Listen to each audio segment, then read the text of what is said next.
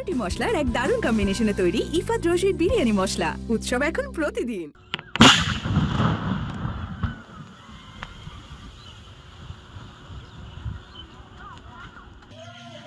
গত 9 জুন তারিখে এখানে এই চরআদ্রা গ্রামে একটি গ্রামের মাঝখানে রাস্তার কাজ করতে গিয়ে খুঁড়তে গিয়ে তখন একটি 3টি বোম সদৃশ বস্তু এখানকার যে লোকাল মানুষজন আছেন তারা খুঁজে পায়।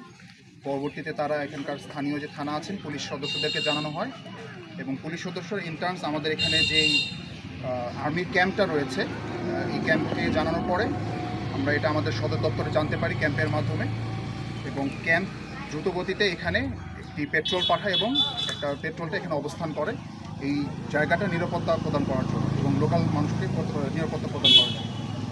পরবর্তীতে 10 তারিখে আমরা আমার নেতৃত্বে আমার সাথে আরও 10 জন সদস্য টোটাল আমরা ঘাটাইল ক্যান্টনমেন্ট থেকে এখানে রওনা দিই।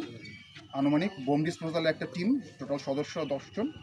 আমরা এখানে আসি আনুমানিক 10টার দিকে। এরপর আমরা প্রাথমিকভাবে জিনিসটাকে রেকি করি।